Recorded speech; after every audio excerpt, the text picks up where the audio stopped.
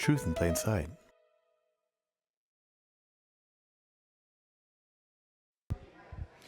Good afternoon and good evening. This is Lamont Daigle here with Tips Media in downtown Toronto. We're here at the How to Change the World 2024 conference, where we have industry leaders, medical experts, and certainly people that have stood up for truth for the last 4 years here, if not longer in Canada, as to what's been happening. Canada needs a lot of help. One of these gentlemen happens to be Dr. Emad Guirguis, and we met each other basically during the beginning of everything that was happening in April of 2020, a little bit more forward of that, because of his great work in the medical industry. His book, Life in Medicine, is something that he's written after the work that he's done here. Thank you so much for being here, Dr. Emad. You're welcome. It's my pleasure to introduce you here, and it's been amazing hearing all the speakers today. Thank you. And how we inadvertently met through the whole movement. And let me pass the mic to you. It's nice to see you. Sure. What would you like to hear about? Well, you know, when you first started hearing what was going on in your world that made you want to change what was happening, how did you hear what was going on, and what made you decide to stand up and be one of these lights of hope for the people? Thank you very much, Lamont. So basically, my background is in general and cosmetic surgery, but also I did an entire year dedicated to clinical research.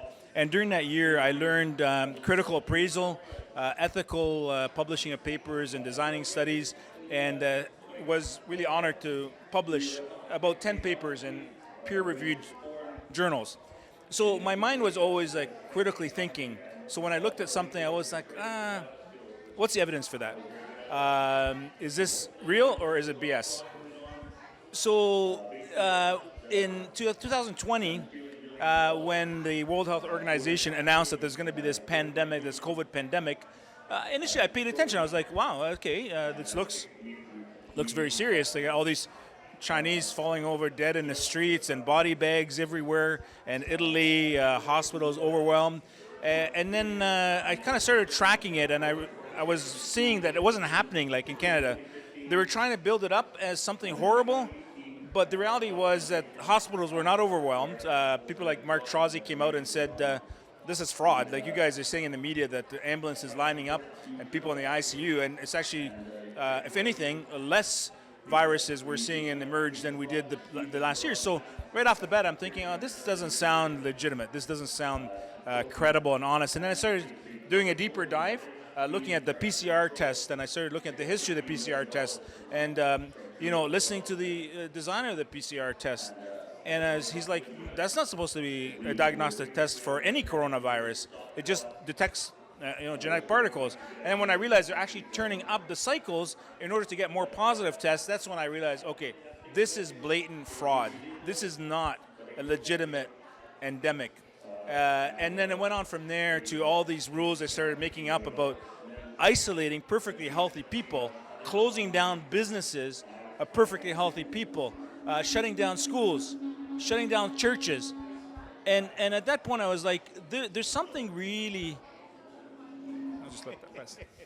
Live. You can't beat it, folks. You can't beat it. There you go. I started thinking there's something really sinister going on here. This is fraud after fraud after fraud.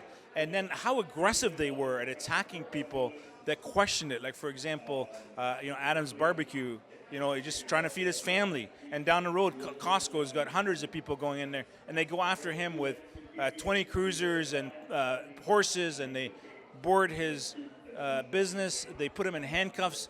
And like, this is horrible. This is like medical dictatorship. And then the mandates to force people to get an experimental. It just kept getting from bad to worse, Lamont. And at that point, I just thought, I was watching it for about 3 to 6 months, and I said, should I say something? Should I say something? And then I felt compelled. I had enough friends say to me, and Kelly and yourself, you should really start, speaking out. You're going to take a hit, but speak out. And I can appreciate that because, we've met a lot of people over the last 4 years. We keep running into each other at these shows, and really people standing up for this. And I know and I trust you in making value decisions based on your science, your actual science that you've seen.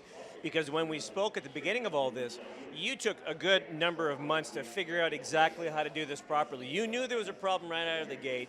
You wanted to make sure this was going to be something that moving forward, we were ironclad and there was no way this could be disputable, and you made the right decision, and I'm really, really happy you did. Then you came out with your book, And that's going to go down in history, life in medicine, right? Because this is a big, big change, my friends. So this is called Life in Medicine. The subtitle is Dreams, Extremes, and Political Schemes. So really, it was actually COVID fraud that brought me to this point of saying, I have to expose this fraud. I have to do a deep dive in terms of the dark side of medicine, the profit-driven, the power-driven, the politically driven side of medicine, which is very dark, much darker, Lamont, way, way darker than I ever dreamed.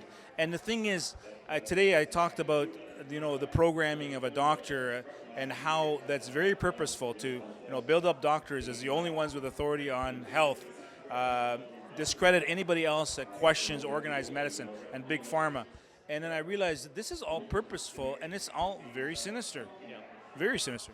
Well, first of all, considering I come from a health and wellness background, spirituality, I have a lot of holistic friends and stuff, is that I can see that thousands of years of medical data, spiritual teachings, things that have been helping other cultures and societies east of us have been living and doing well and thriving for thousands of years.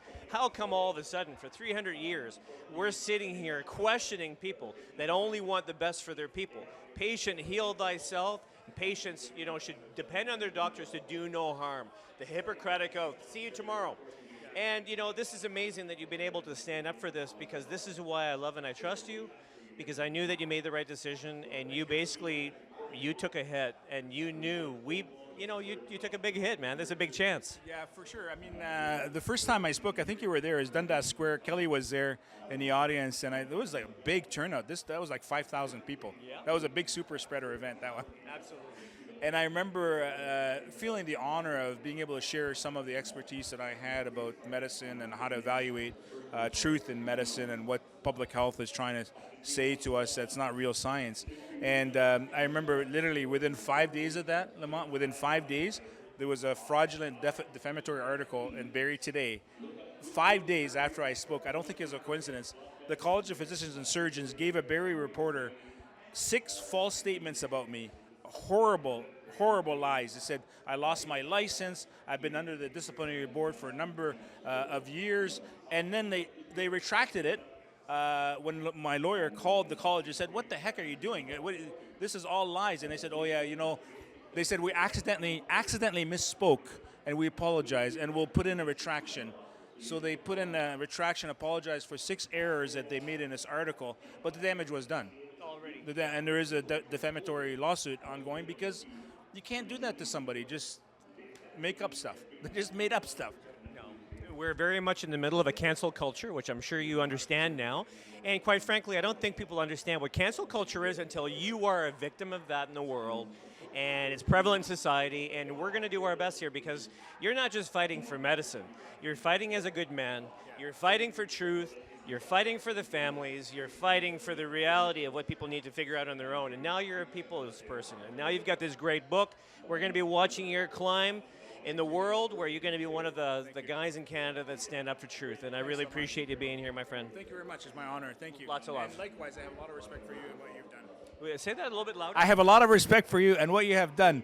I have a lot of respect for you and what you have done, just in case you didn't hear it the first time. Right. No, I appreciate that, Dr. Emad. I appreciate you very much. We're going to do a lot of great work together. Thank you very much.